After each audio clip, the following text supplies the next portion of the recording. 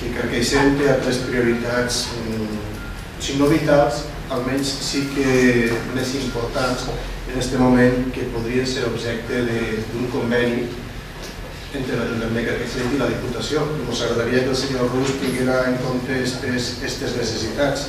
Però bé, no passa res, com que això és sí o sí, nosaltres anem a votar a favor del conveni per un motiu, ja que tenim com a mínim l'estalvi que representa simplement el menor consum energètic per la substitució d'unes perilles per unes altres. Ahir, quan vaig estar parlant amb vostè, senyor Albert, li vaig recordar o aconsellar o recomanar el que li acaben de dir tots així, que menys un estudi de viabilitat o un estudi on estiguen clars els beneficis, els costos, els ingressos, les diferències, i això és una cosa que sempre hem tirat a faltar.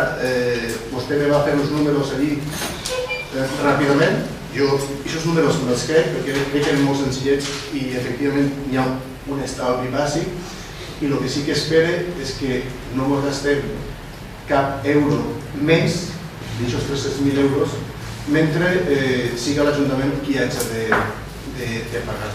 Si n'hi ha que pelear per convenis, que no siguin convenis electoralistes, possiblement si la Diputació sap també com gestionar, que ensenyi als companys de la Generalitat i que això se faci d'una altra manera i que s'atenguen les necessitats reals.